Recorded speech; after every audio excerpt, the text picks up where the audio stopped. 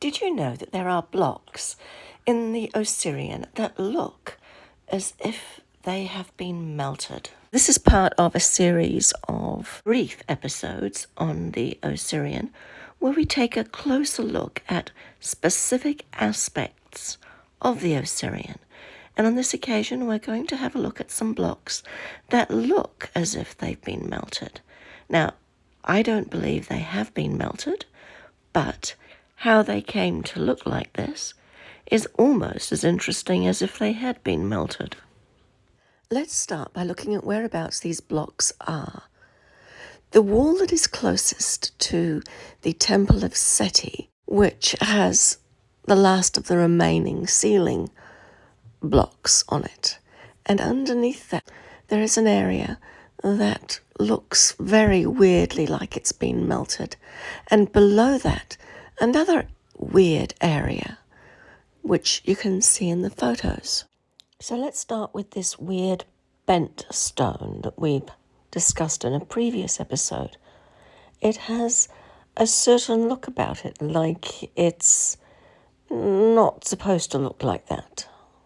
It looks as though it got a bit damaged when the concrete was wet. But of course it's not concrete. Or is it? But even stranger than that are the blocks above it, where right at the top near the ceiling, they've clearly been dressed. So that means that they have been polished down in preparation for getting hieroglyphs painted onto them and then later carved into them. So this is as far as the dressing of the stone has got.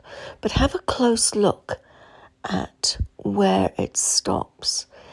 What are the tools that would make marks like this, leaving it looking like the stone has essentially been melted away to form a smooth surface?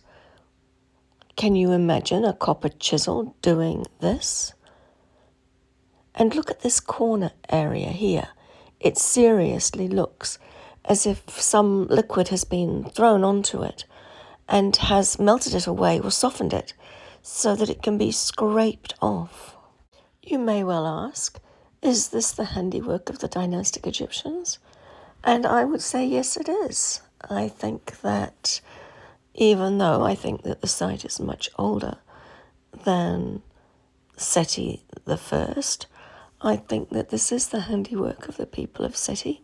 But how did they do it? So that is really the big question for this particular aspect, because there must have been some kind of residual technology available to them to enable them to do this. So what do you think? Please tell me in the comments.